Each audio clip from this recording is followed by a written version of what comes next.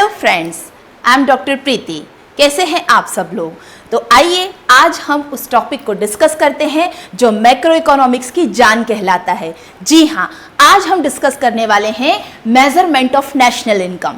National income को measurement करने के बेसिकली 3 मेथड्स होती हैं। फर्स्ट मेथड है, उसका नाम है value addition method. Second method जिसका नाम है income method and third method जिसका नाम है एक्सपेंडिचर मेथड।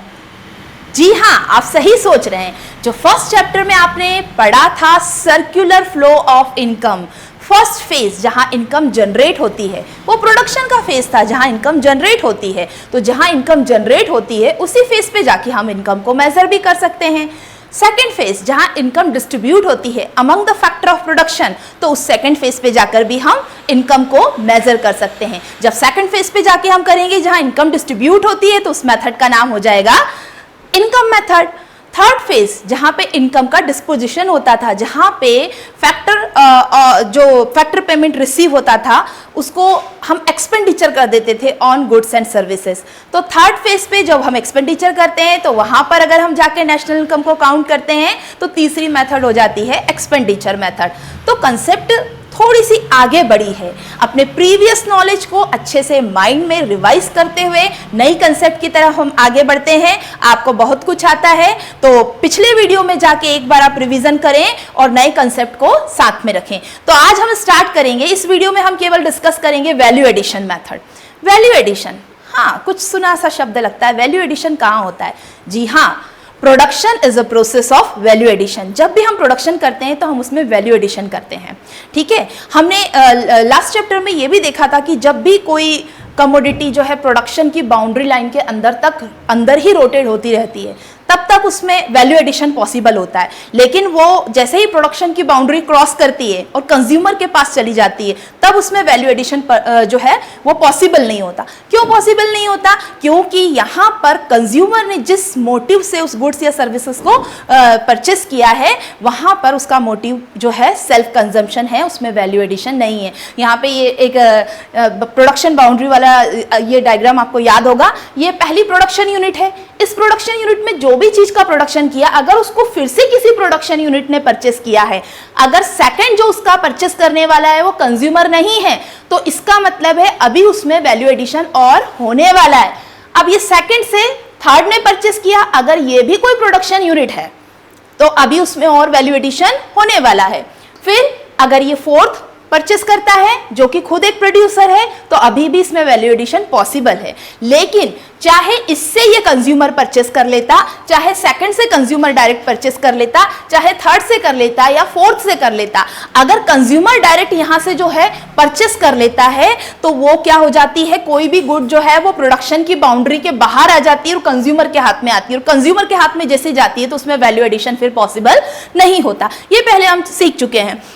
ये मेथड थोड़ी बहुत आपको हेल्प करेगी। यहाँ पे थोड़ी बहुत क्या, लगभग वही कंसेप्ट है, थोड़ा सा हमको आगे बढ़ने की जरूरत है। तो स्टार्ट करते हैं हम मेथड का नाम है वैल्यू एडेड मेथड। इसका दूसरा नाम है प्रोडक्शन मेथड। इसे कुछ और नाम से भी जाना जाता है, आप जब बुक में देखेंगे आपको मिल जाएगा। यहाँ पे हम खास फोकस करेंगे कंसेप्ट को समझने के लिए। इस कंसेप्ट को समझाने शुरू करने से पहले मैं एक एग्जांपल लेती हूँ जिससे आपके कंसेप्ट बहुत स्ट्रांग हो जाएगी। एग्जांपल है कि एक फार्मर है, ये एक फार्मर है, उसका जो प्रोडक्ट है, फार्मर का प्रोडक्ट क्या है? वीट। फार्मर ने वीट का प्रोडक्शन किया और ये मिलर है, इसने क्या किया? फ्लोर का प्रोडक्शन किया। अब ये जो फ्लोर का प्रोडक्शन करेगा तो इसको क्या करना पड़ेगा प्रोडक्शन के लिए? यहाँ से वीट परचेस करना पड़ेगा। तो ये मिलर जो है उसने यहाँ से वीट को परचेस किया और उसको कन्वर्ट कर दिया फ्लोर में। अब जब उसने कुछ प्रोडक्शन किया, कुछ प्रोसेस की, तो वीट को फ्लोर में कन्वर्ट किया तो कुछ ना कुछ तो वैल्यू एडिशन हुआ होगा, वो हम देखते हैं। अब ये जो फ्लोर है, ये फ्लोर परचेस किया इस बेकर ने फ्लोर को परचेस किया और प्रोसेसिंग करके उसको कन्वर्ट कर दिया ब्रेड में। अब वीट जो था उसका कितना प्राइस था? वैल्यू ऑफ आउटपुट क्या था वीट का? 500 रुपीज़। हम ये मान लेते हैं कि 500 रुपीज़ का उसने वीट का प्रोडक्शन किया है, उसकी इंटरमीडिएट कॉस्ट जो है या इंटरमीडिएट कंजम्पशन जो है वो 0 है। 500 रुपीज़ का इसने जो है वीट का प्रोडक्शन किया और अब ये जो मिलर है उसको फ्लोर बनाने के लिए 500 रुपीज़ का वीट चाहिए। तो उसने क्या करा, यहाँ से जाके 500 रुपीज़ का व्हीट परचेस कर लिया और उसको कन्वर्ट कर दिया 700 रुपीज में। इसका मतलब कि 500 रुपए की चीज को 700 रुपए की चीज बनाने के लिए इस मिलर ने जो एफर्ट्स किए उसको हम कहते हैं वैल्यू एडिशन। तो देखते हैं वो एफर्ट्स करने के बाद कितना वैल्यू एडिशन हुआ। 500 रुपए की चीज को 700 रुपए का बना दिया। इसका मतलब क्या किया कि वैल्यू एडिशन 700 माइनस 500। आप देख लीजिए आप कितने का सामान लेकर आए थे और कितना आपने बना दिया। आप लेकर आए थे 500 का और आपने बना दिया 700 का। इसका मतलब ये जो मिलर है इसने वैल्यू एडिशन कितने का किया है, 200 का, क्योंकि इसकी इंटरमीडिएट कंजम्पशन का मतलब इसको अपना प्रोडक्ट बनाने के लिए जो रॉ मटेरियल चाहिए था, जो इनपुट्स चाहिए थे, अपने आउटपुट बनाने के लिए इनपुट्स चाहिए होते हैं, तो जो इनपुट्स चाहिए थे वो इनपुट्स का प्राइस कितना था, 500 रुपीज। हमने यहाँ क्या मान लिया कि फार्मर का जो इनपुट्स है वो 0 है, उसने कोई इनपुट्स यूज नहीं किया, ऐसा होता नहीं है लेकिन यहाँ पे मान लिया गया है। तो फार्मर ने जो वैल्यू एडिशन किया है वो 500 रुपीज का किया है, मिलर ने जो वैल्यू एडिशन किया है वो 200 रुपीज का किया है। अब इसका जो फ्लोर था उस फ्लोर को परचेस कर लिया बेकर ने 700 रुपीज के फ्लोर को कन्वर्ट कर दिया 1000 रुपीज की ब्रेड में। 700 रुपीज का फ्लोर कन्वर्ट हो गया 1000 रुपीज की ब्रेड में। ये किसने किया, इस बेकर ने किया। तो इस बेकर ने कितना वैल्यू एडिशन किया, 300 का। कैसे निकाला, value of output minus intermediate consumption. आपने कितने का प्रोडक्ट बनाया और कितने का, मतलब आपका आउटपुट कितने का है, क्या प्राइस है आपके आउटपुट की और इनपुट की प्राइस क्या है। तो आउटपुट की प्राइस में जब हम इनपुट की प्राइस निकालते हैं तो हमको समझ में आ जाता है कि वैल्यू एडिशन कितना है। तो यहाँ बेकर ने जो वैल्यू एडिशन किया है वो कितने का किया है, 300 रुपीज का वैल्यू एडिशन किया है। अब हम ये यहाँ पे ये मान रहे हैं कि ये जो प्रोडक्ट है, ये ब्रेड है, वो किसके पास आ गई, अब कंज्यूमर के पास आ गई। ब्रेड किसके पास आ गई है, कंज्यूमर के पास आ गई है। और वो कितने की है, 1000 रुपीज की ब्रेड किसके पास आई है, कंज्यूमर के पास आई है। ठीक है।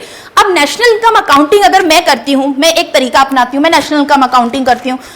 फार्मर ने कितने का प्रोडक्ट बनाया, 500 रुपीज का, ओके 500 रुपीज। मिलर ने कितने का बनाया, 700 रुपीज। बेकर ने कितने का बनाया, 1000 रुपीज। अब मैं यहाँ पे प्लस करने बैठी हूं, मैंने प्लस किया, मुझे दिख रहा है 3200 नेशनल इनकम। पर क्या ये तरीका सही है, ये तरीका बिल्कुल सही नहीं है। क्यों, क्योंकि अगर मैंने ये 700 रुपीज यहाँ काउंट किए हैं तो इस 700 रुपीज में तो ये 500 रुपीज ऑलरेडी इंक्लूड है। तो ये मैं यहाँ पे क्यों उसकी डबल काउंटिंग कर रही हूँ। अगर मैं ये 1000 रुपीज इंक्लूड करती हूँ तो इसमें तो ये 700 रुपीज यहाँ का इसका भी इंक्लूड है भाई। यहाँ पे मिलर ने जो बनाया वो भी इंक्लूड है, जो फार्मर ने बनाया वो भी इंक्लूड है। इससे कहते हैं problem of double counting. Problem of double counting के कारण क्या होती है, अगर इस तरीके से हम नेशनल इनकम काउंटिंग करते हैं तो हमारी नेशनल इनकम कहीं ज़्यादा दिखाई देगी। इसीलिए हम क्या करते हैं, जैसा कि नाम है वैल्यू एडिशन मेथड, हम क्या करेंगे, वैल्यू एडिशन हुआ है प्रोडक्शन की हर स्टेप पे जितना वैल्यू एडिशन हुआ है उसको प्लस करेंगे। और वैल्यू एडिशन का फॉर्मूला, अब फॉर्मूला आप खुद बना लेंगे क्योंकि आपको पता है आपने क्या किया है वैल्यू एडिशन जानने के लिए, value of output minus intermediate consumption. आपने जितने का प्रोडक्ट बनाया और उसको बनाने के लिए आपका जो खर्चा आया, जो रॉ मटेरियल आपने परचेस किया, जिसको हम कहते हैं इंटरमीडिएट कंजम्पशन। इंटरमीडिएट कंजम्पशन क्यों कह रहे हैं, आपने पहले चैप्टर में पढ़ा था, पहले वीडियो में आपने देखा इंटरमीडिएट कंजम्पशन क्या होता है, फाइनल कंजम्पशन क्या होता है। इंटरमीडिएट कंजम्पशन का मतलब ये है कि आप आगे प्रोडक्शन की प्रोसेस में डालने के लिए कुछ चीज का कंजम्पशन कर रहे हैं, किसी को परचेस कर रहे हैं, और आप फाइनल कंजम्पशन के लिए अगर किसी चीज को यूज कर रहे हैं तो वो फाइनल प्रोडक्ट है। ऐसा कोई टैग नहीं लगा है कि ये इंटरमीडिएट गुड है और ये फाइनल गुड है, नहीं, ऐसा कोई टैग नहीं। It is totally depend on the final user. तो यहाँ पर भी वही बात याद रखते हुए हम आगे चलेंगे। तो ये एक छोटा सा एग्जाम्पल था जिससे समझाने की कोशिश की कि वैल्यू ऑफ आउटपुट और इंटरमीडिएट कंजम्पशन को हम जब माइनस करते हैं तो हमें वैल्यू एडिशन मिल जाता है। तो ये तो मैंने बता दिया कि ये नेशनल इनकम नहीं होगी। तो नेशनल इनकम क्या होगी, कैसे उसको हम काउंट करेंगे, क्या उसमें ऐड करना जरूरी होगा। अब देखिए, हम देखेंगे कि हर एक प्रोड्यूसर ने अपने प्रोडक्शन की प्रोसेस में कितना वैल्यू एडिशन किया है वो हम जानते हैं। पहले हम देखते हैं फार्मर ने कितना वैल्यू एडिशन किया, क्योंकि फार्मर का इंटरमीडिएट कंजम्पशन कितना है, 0। तो फिर उसने कितने का वैल्यू एडिशन किया, value of output minus intermediate consumption. ठीक है, फॉर्मूला में लिख लेती हूं वैल्यू, ठीक है, वैल्यू एडेड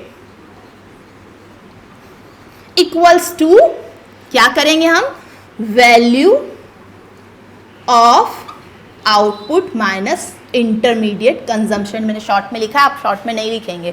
तो value of output minus intermediate consumption. Farmer ने कितने किया, वैल्यू ऑफ आउटपुट कितना है उसका 500 और इंटरमीडिएट कंजम्पशन कितना है 0। तो फार्मर ने वैल्यू एडिशन कितने का किया, 500 रुपीज का। ये मैंने वैल्यू एडिशन बता दिया फार्मर का। अब हम देखेंगे मिलर ने कितने का वैल्यू एडिशन किया। वैल्यू ऑफ आउटपुट कितना था, 700 था वैल्यू ऑफ आउटपुट। उसमें से मैंने माइनस कर दिया उसका इंटरमीडिएट कंजम्पशन, जो उसको खर्चा करना पड़ा था ना बनाने के लिए, उसको मैंने यहाँ माइनस कर दिया इंटरमीडिएट कंजम्पशन।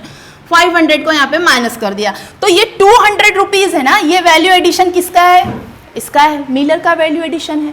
अब क्या हुआ, ये बेकर ने जब ब्रेड बनाई तो उसका इंटरमीडिएट कंजम्पशन कितना है, भाई ब्रेड कितने की बनाई, 1000 रुपीज की बनाई। Okay, value of output is 1000 rupees. आपने क्या कर दिया, इंटरमीडिएट कंजम्पशन को माइनस कर दिया। ये ब्रेड बनाने के लिए जो फ्लोर परचेस किया था उसको आपने माइनस कर दिया और आपके पास आ गया 300 रुपीज, जो कि क्या है, बेकर का वैल्यू एडिशन है। अब आप क्या कर सकते हो, आपके पास दो रास्ते हैं। पहला रास्ता थोड़ा सा इजी लगता है कि आप क्या करो, केवल फाइनल गुड्स जो है, केवल जो फाइनल गुड है उसकी वैल्यू को इंक्लूड करो। अब यहाँ फाइनल गुड कौन सी है, फाइनल गुड हमको पता है वो गुड होती है जिसको कौन कंज्यूम करता है, कंज्यूमर कंज्यूम करता है। कंज्यूमर जो कंज्यूम कर रहा है वो कितने का कर रहा है, 1000 रुपीज। पहला तरीका क्या हो गया, आप सीधे सीधे जाओ 1000 रुपीज को कैलकुलेट कर लो, वेरी इजी, ठीक है। दूसरा तरीका जो है वो तरीका ये है कि प्रोडक्शन की हर स्टेप पे जितना वैल्यू एडिशन हुआ है उस वैल्यू एडिशन को आप कैलकुलेट कर लो। तो पहली स्टेप पे हुआ था 500 का। अब मैं यहाँ पे लिखती हूँ, पहले प्रोड्यूसर फार्मर ने कितने का प्रोडक्शन किया, 500 रुपीज का। दूसरे ने कितने का किया वैल्यू एडिशन, 200 का। तीसरे ने वैल्यू एडिशन कितने का किया, 300 का। इसका मतलब 1000 रुपीज। अरे ये 1000 रुपीज तो इस ब्रेड का प्राइस भी है। इसका मतलब क्या है कि आपके पास दो रास्ते हो गए, या तो आप वैल्यू एडिशन को प्लस करते जाइए या आप फाइनल जो गुड है उसकी वैल्यू को प्लस कर लीजिए। तो ये तो एक छोटा सा एग्जाम्पल हुआ जिसमें मैंने कोशिश की कि मैं आपको वैल्यू ऑफ आउटपुट बता दूं, ओके, और बता दूं कि इंटरमीडिएट कंजम्पशन क्या होता है। वैल्यू ऑफ आउटपुट में से इंटरमीडिएट कंजम्पशन निकालते हैं तो वैल्यू एडेड मिल जाता है, और वैल्यू एडेड प्रोडक्शन की हर प्रोसेस पे अगर हम काउंट कर लेते हैं तो नेशनल इनकम काउंटिंग जो है वो सही प्रोसेस में आगे बढ़ती है। तो ये यहाँ पे एक छोटी सी कोशिश ये थी। अब आगे हमको ये भी सीखना पड़ेगा कि वैल्यू ऑफ आउटपुट कैसे निकाला जाता है, उसका क्या सही तरीका है, इंटरमीडिएट कंजम्पशन क्या होता है, वो किस किस नाम से, क्योंकि आपको तो न्यूमेरिकल सॉल्व करने हैं तो आपको जानना पड़ेगा कि इसके कितने एस्पेक्ट्स हो सकते हैं, वैल्यू ऑफ आउटपुट के कितने एस्पेक्ट्स हो सकते हैं, उसका क्या फॉर्मूला होता है। तो आगे हम उसको डिस्कस करते हैं। आइए देखिए, वैल्यू ऑफ आउटपुट की कंसेप्ट समझने के बाद और वैल्यू एडिशन की कंसेप्ट समझने के बाद आइए हम इसके विधिवत फार्मूले देखते हैं। विधिवत फार्मूला देखना इसीलिए ज़रूरी है क्योंकि जो आप नेशनल इनकम अकाउंटिंग के जो क्वेश्चन सॉल्व करने वाले हैं वहाँ पे ये फार्मूले आपको हेल्प करेंगे। कंसेप्ट समझ में पहले आ गई, ये बहुत अच्छी बात है। अब फार्मूले को देख लेते हैं हम। पहला फार्मूला कह रहा है वैल्यू एडेड। वैल्यू एडेड का पहला फार्मूला क्या कह रहा है, value added is equal to value of output minus intermediate consumption. ये आपने पिछले एग्जाम्पल में भी देख लिया कि वैल्यू ऑफ आउटपुट में से इंटरमीडिएट कंजम्पशन को हम माइनस कर देने वाले हैं। उसके पहले देखना है कि वैल्यू ऑफ आउटपुट जो है, ये वैल्यू ऑफ आउटपुट जो है इसके कितने फॉर्मूले हो सकते हैं। क्या ये आपको डायरेक्ट गिवन होगा? नहीं, इतना ईजी होने वाला नहीं है। वो आपको जरूरी नहीं है कि वैल्यू ऑफ आउटपुट जो है डायरेक्ट दे देंगे और इंटरमीडिएट कंजम्पशन दे देंगे कि आप माइनस कर लो और वैल्यू एडेड हमको लिख के दे दो। नहीं, इतना इजी नहीं है, आपको बहुत सारी चीज़ें यहाँ समझनी पड़ेगी। इतना टफ भी नहीं है। वैल्यू ऑफ आउटपुट जो होता है, वैल्यू ऑफ आउटपुट का फॉर्मूला हम देख लेते हैं कि उसको हम कैसे निकालते हैं। Sales, value of output is equal to sales. बहुत सिंपल लग रहा है देखने में कि value of output is equal to sales. आपने जितना भी बेचा है वो आपका वैल्यू ऑफ आउटपुट है, ठीक है। मैंने 100 रुपये का सामान बेचा है, जो जितनी मेरी सेल्स है वही मेरा वैल्यू ऑफ आउटपुट है, ठीक है। लेकिन क्या होता है, ज़रूरी नहीं है कि एक अकाउंटिंग ईयर में जितना प्रोडक्शन मैंने किया था वो मैं पूरा के पूरा सेल कर दूँ, ठीक है। मान लीजिए मैंने 100 यूनिट्स बनाई थी और उस अकाउंटिंग ईयर में मैं 100 यूनिट्स को बेच नहीं पाई, कुछ यूनिट्स मेरे पास रह गई, मेरे गोडाउन में रखी हुई रह गई। तो इसको हम डील कैसे करते हैं? इसके लिए पहला तो फॉर्मूला क्या हो गया, value of output is equal to sales, ठीक है। तो आप सबसे पहले जाकर देखिए कि वैल्यू ऑफ आउटपुट आपको निकालना, तो जाके देखिए सेल्स गिवन है क्या। अगर सिर्फ सेल्स गिवन है तो value of output is equal to sales हो जाएगा। लेकिन value of output is equal to sales plus del stock. अगर आपको वहां पे पर्टिकुलर्स जो गिवन है उसमें closing stock minus opening stock ऐसी कंसेप्ट गिवन है तो आप समझ जाइए कि जो प्रोड्यूसर है उसका पूरा सामान जो है वो नहीं बिका है, बल्कि कुछ सामान उसके पास बिना बिका हुआ उसके गोडाउन में रह गया है। तो वो जो नेक्स्ट अकाउंटिंग ईयर में इंटर करेगा तो वो डेल स्टॉक की कंसेप्ट होती है, उसको कहते हैं हम डेल स्टॉक। तो उसका एक फॉर्मूला होता है, या अगर वो क्या करेंगे या तो सेल्स दे देंगे और डेल स्टॉक ऐसा डायरेक्ट चेंज इन स्टॉक करके डायरेक्ट आपको दे देंगे उसकी वैल्यू। अगर डायरेक्ट दे दिए तो रख दीजिए फॉर्मूले में, नहीं दिए ये नहीं देंगे तो ये दोनों देंगे, closing stock minus opening stock. Closing stock में से का जो वैल्यू उसमें से ओपनिंग स्टॉक की वैल्यू आप माइनस कर दीजिएगा, आपको मिल जाएगा डेल स्टॉक, उसको आप सेल्स में प्लस कर दीजिएगा तो आपका आ जाएगा वैल्यू ऑफ आउटपुट। ये तरीका हुआ पहला फॉर्मूला, बहुत easy, value of output is equal to sales. दूसरा formula sales plus del stock, जबकि पूरा प्रोडक्ट नहीं बिका है। अब इसके अलावा तीसरा एक और इक्वेशन हो सकता है कि जो प्रोडक्ट मैंने बनाया, एक किसान है जो गेहूं का प्रोडक्शन करता है, अगर वो 10 बोरे गेहूं का प्रोडक्शन करता है और उसकी फैमिली को जो है साल भर में 1 बोरा गेहूं लगता है, तो वो सोचता है मैं मार्केट से खरीदूंगा, इससे अच्छा वो क्या करता है, जो फार्मर है वो सेल्फ कंजम्पशन के लिए अपने पास 1 बोरा रख लेता है। और मार्केट में कितने बोरे जाते हैं बिकने के लिए? 9। तो क्या हम ये मान लें कि जो 1 बोरा था, जो 1 बॉक्स था वीट का, उसका कोई एग्जिस्टेंस ही नहीं है? नहीं, बल्कि सेल्फ कंजम्पशन के लिए जो प्रोडक्ट रख लिया जाता है, जिसको मार्केट में नहीं भेजा जाता, उसकी वैल्यू को भी हम वैल्यू ऑफ आउटपुट में प्लस करते हैं। ठीक है, उसको भी हमें प्लस करना है। तो अगर आपको तीसरा पर्टिकुलर दिखाई देता है कुछ इस तरीके से, प्रोडक्ट फॉर सेल्फ कंजम्पशन, आपने सेल्फ कंजम्पशन के लिए अपने पास कुछ रख लिया है, तो उसको भी आप किस में प्लस कर देंगे? सेल्स में प्लस कर देंगे, del stock and product for self consumption, तो आपका आ जाएगा वैल्यू ऑफ आउटपुट। ये तीसरा फॉर्मूला हो गया। कई बार वो सेल्स आपको सीधे सीधे नहीं देते, सेल्स आपको देखनी पड़ती है कि कैसे बनाएं। जब सेल्स सीधे सीधे नहीं देंगे तो वो आपको 2 चीजें देंगे, क्वांटिटी, कितनी क्वांटिटी आपने बेची, मान लीजिए मैंने 10 यूनिट बेची, क्वांटिटी दे दी, और उसका प्राइस दे देंगे आपको। 10 यूनिट बेची और 10 रुपए में बेची तो मेरी सेल्स मुझे पता चल जाएगी कितनी है। तो क्वांटिटी इंटू प्राइस करके सेल्स जो है आप पता कर सकते हैं, अगर आपको सेल्स यहाँ पे डायरेक्ट गिवन नहीं है। ये तो हो गई बात आपकी वैल्यू ऑफ आउटपुट के फॉर्मूले की। ठीक है, तो यहाँ पर जो आपको वैल्यू एडिशन के लिए जो पहली चीज लगने वाली थी वैल्यू ऑफ आउटपुट, उसके ये 3 पॉसिबल फॉर्मूले आपने देख लिए। दूसरा है element intermediate consumption. Intermediate consumption का कंसेप्ट बहुत क्लियर है, आपने पिछले एग्जाम्पल में भी देखा कि आप अपने प्रोडक्ट को बनाने के लिए जो इनपुट्स परचेस करते हैं वो कितने के परचेस करते हैं, किस प्राइस के परचेस करते हैं। जब आप अपने वैल्यू एडिशन निकालेंगे तो आप क्या करेंगे, आपका जो प्रोडक्ट बन के तैयार हुआ है उसमें इंटरमीडिएट प्रोडक्ट की वैल्यू भी तो जुड़ी हुई है ना, तो आपने क्या करा, आपका क्यों कंट्रीब्यूशन है, वो जानने के लिए आप इंटरमीडिएट कंजम्पशन को माइनस कर देते हैं। यही होता है इंटरमीडिएट कंजम्पशन। अब क्या है, कई बार आपको कंफ्यूज करने के लिए या आपकी, हम क्यों कहें कंफ्यूज करने के लिए, हम तो ये कहें ना आपकी बुद्धि का परीक्षण करने के लिए, देखने के लिए, आपका आईक्यू लेवल चेक करने के लिए क्या किया जाता है, इंटरमीडिएट कंजम्पशन की वैल्यू दे दी। ठीक है, मान लो उन्होंने क्वेश्चन में दे दिया आपको इंटरमीडिएट कंजम्पशन है ₹500 और यहाँ पे उन्होंने दे दिया कि इंपोर्ट्स आपने करा 100 रुपीज का। तो यहाँ पे आपको ध्यान रखना है कि जब इंटरमीडिएट कंजम्पशन दे दिया है कि आपने इनपुट्स पे जो खर्चा किया है वो टोटल 500 रुपीज है और अलग से इंपोर्ट्स दिए हैं, तो बिल्कुल प्लस नहीं करना है, बिल्कुल इग्नोर कर देना इंपोर्ट्स को, क्योंकि इंटरमीडिएट कंजम्पशन में इंपोर्ट्स ऑलरेडी इंक्लूडेड हैं। अब आपको क्या करना पड़ेगा, थोड़े ध्यान से पर्टिकुलर्स जो है उनको देखना पड़ेगा। तो क्या हमेशा इंपोर्ट्स को इग्नोर कर देंगे? नहीं, हमेशा इंपोर्ट्स को इग्नोर नहीं करना है। अगर वहां पर कुछ ऐसा लिखा है purchase from domestic farm, purchase from domestic farm, अगर आपकी लोकेलिटी से आपने कोई प्रोडक्ट जो है, आपकी कंट्री से आपने कोई इनपुट जो है, इनपुट्स जो है वो परचेस किया है और साथ में उन्होंने दिया हुआ है कि वैल्यू ऑफ इंपोर्ट्स, तो उसको प्लस करना पड़ेगा, क्योंकि उन्होंने स्पेसिफाई किया है कि भाई ये आपने अपने देश में से खरीदा है और ये प्रोडक्ट जो है ये बाहर से मंगवाया है। तो आपका खर्चा 2 अलग अलग जगह हुआ है, एक तो आपके देश में हुआ है, दूसरा आपने कहीं और से मंगवाया है, जिसको हम बोलते हैं इंपोर्ट। उस कंडीशन में इंपोर्ट प्लस होंगे जब स्पेसिफाई गिवन है कि आपने देश से कितना खरीदा और बाहर से कितना खरीदा।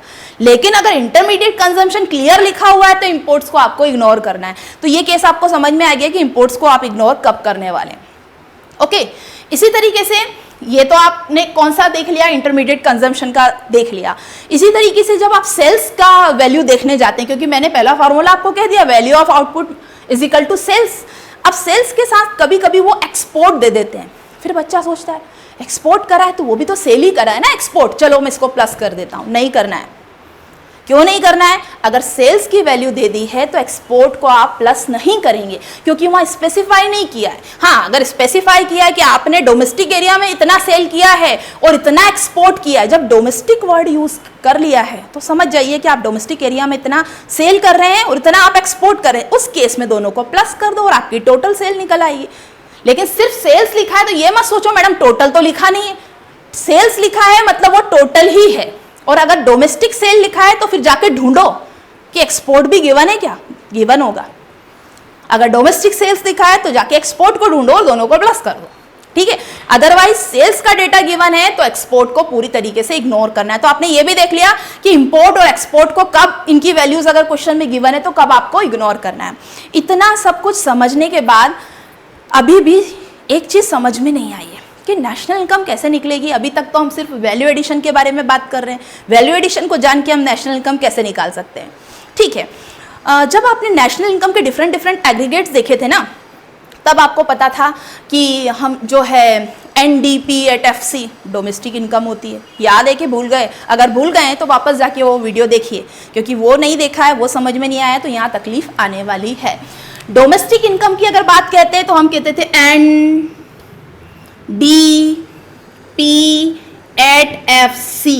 NDP@FC जो है आपकी डोमेस्टिक इनकम हो जाती थी। नेशनल इनकम की बात कहते थे तो क्या करते थे हम?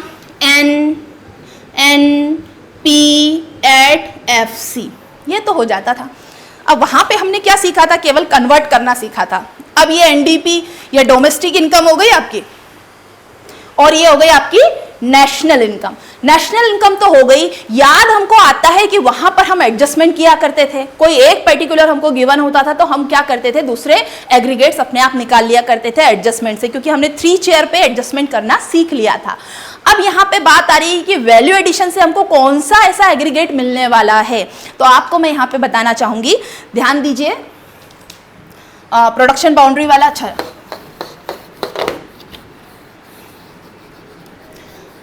आप सब जानते हैं क्लास 10th में आपको किसी भी इकोनॉमी के 3 सेक्टर को इंट्रोड्यूस कर दिया गया था कि एक इकोनॉमी होती है उसमें 3 सेक्टर्स होते हैं। पहला जो सेक्टर जो नेचर की हेल्प से प्रोडक्शन करता है उसको हम कहते हैं primary sector. Agriculture sector, animal husbandry और फिशिंग वगैरह ये सब चीज़ें उसमें आ जाती हैं। सेकेंडरी सेक्टर जहाँ मैन्युफैक्चरिंग होती है, जहाँ पे प्राइमरी सेक्टर से रॉ मटेरियल आता है, उसकी प्रोसेसिंग होती है, उसका मैन्युफैक्चरिंग, उसको कन्वर्ट कर देते हैं प्रोडक्ट में। तो सेकेंडरी सेक्टर जो होता है वो मैन्युफैक्चरिंग सेक्टर होता है। टर्शियरी सेक्टर जिसको हम बोलते हैं सर्विस सेक्टर, जो कि कुछ प्रोडक्शन नहीं करता है बल्कि जो प्राइमरी सेक्टर और सेकेंडरी सेक्टर है ना, उनकी कैपेसिटी को इन्हेंस करने वाला काम करता है। बैंकिंग इसमें आ जाता है, बीमा इसमें आ जाता है, ट्रांसपोर्टेशन इसमें आ जाता है। आपको याद होगा कि ये 3 सेक्टर हैं इकोनॉमी के। तो अब जब वैल्यू एडिशन की बात हुई है तो प्राइमरी सेक्टर भी वैल्यू एडिशन करेगा। जो फार्मर ने वीट बनाया था, वो प्राइमरी सेक्टर का एग्जाम्पल था। सेकेंडरी सेक्टर भी वैल्यू एडिशन करेगा। जो बेकर था ना जिसने ब्रेड बना दी थी, या जो मिलर था जिसने फ्लोर बना दिया था, उसमें भी तो मशीनरी यूज हुई थी, तो वो सेकेंडरी सेक्टर में आ जाएगा। टर्शियरी सेक्टर में मान लीजिए कि कोई ट्रांसपोर्टेशन वगैरह करके वो ब्रेड जो 1000 रुपीज़ की हम कह रहे हैं उसका थोड़ा सा और वैल्यू बढ़ जाता है, ट्रांसपोर्टेशन और ये सारी कॉस्ट बढ़ के, तो ट्रांसपोर्टेशन भी वैल्यू एडिशन, थर्ड सेक्टर जो है वो भी वैल्यू एडिशन करेगा। तो हम क्या करते हैं? प्राइमरी सेक्टर का वैल्यू एडिशन, सेकेंडरी सेक्टर का वैल्यू एडिशन और टर्शियरी सेक्टर का वैल्यू एडिशन, इन तीनों को प्लस कर लेते हैं। तो हमको मिल जाता है gross value addition at market price. क्या मिल जाएगा हमको?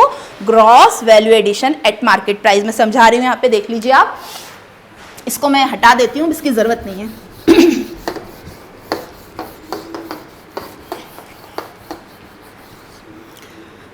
ये खेत है, प्राइमरी सेक्टर मान लिया, इसका वैल्यू एडिशन। ये एक बिल्डिंग है, मशीनरी लगी है, यहाँ से चिमनी से धुआं निकल रहा है, सेकेंडरी सेक्टर, इसने भी कुछ वैल्यू एडिशन किया। और टर्शियरी सेक्टर जहाँ पे सर्विसेज प्रोवाइड की, ये टर्शियरी सेक्टर हो गया। अब इन तीनों सेक्टर का वैल्यू एडिशन, इसका वैल्यू एडिशन है ना, क्या मैं लिखूंगी? Value added by primary sector, या मैं क्या लिख दूंगी? वैल्यू एडेड, इसने जो वैल्यू एडेड कर दी, इसने जो वैल्यू एडेड कर दी, इसने जो वैल्यू एडेड कर दी, इन तीनों को अगर मैं प्लस कर लेती हूं तो मुझे क्या मिल जाएगा, gross value added at market price. Gross value added at market price मुझे मिल गया। अब खास बात समझने की ये है कि gross value added at market price just equal होता है जीडीपी एट एमपी के। अब तो आपकी समस्या सॉल्व हो गई, क्योंकि आपको जीडीपी से नेशनल इनकम बनाना आता है। तो अब जब ग्रॉस वैल्यू एडेड मिल गया तो वो किसके बराबर है, जीडीपी के बराबर है। तो ये याद रख लीजिए, जीडीपी एट मार्केट प्राइस आपको मिल गया है। जीडीपी एट मार्केट प्राइस आपको मिल गया है तो मैं आपको सजेशन दूंगी कि जीडीपी से आप पहले डोमेस्टिक इनकम बना लो। क्या होता है डोमेस्टिक इनकम, कमेंट करके बताना। डोमेस्टिक इनकम क्या होता है? सबसे पहले जीडीपी एट एमपी मिला, डोमेस्टिक इनकम में आप बनाएंगे जो कि होता है, मैं ही बता देती हूँ, एनडीपी एट एफसी। ठीक है, तो जीडीपी को एनडीपी एट एफसी बनाना आपको पता है, यहाँ नहीं मैं बताने वाली हूँ, यहाँ डिस्कस बिल्कुल करने वाली नहीं हूँ। तो आप डोमेस्टिक इनकम में कन्वर्ट कर लो और डोमेस्टिक इनकम को नेशनल इनकम में कन्वर्ट कर लो। नेशनल इनकम क्या होता है, एनएनपी एट एफसी होता है। तो यहाँ जीडीपी से एनडीपी एट एफसी और एनडीपी एट एफसी से NNP at FC means national income आप कैलकुलेट कर सकते हैं। यहाँ पर इंटरमीडिएट कंजम्पशन के जब आप क्वेश्चन सॉल्व करने जाते हैं तो इंटरमीडिएट कंजम्पशंस के कुछ और नाम आपको मिल जाते हैं, जैसे परचेस या purchase of raw material like that. तो वो सब आपको थोड़ा सा देखने पड़ेंगे। जितने क्वेश्चंस आप सॉल्व करेंगे तो उतना आपको जो है अल्टरनेटिव नेम्स मिलते जाएंगे कि क्या अलग अलग नामों से अलग अलग चीज़ों को जाना जाता है। बाकी कंसेप्ट यही है, ये बहुत ईजी है। So thank you for watching this video. Bye bye all of you, keep practising.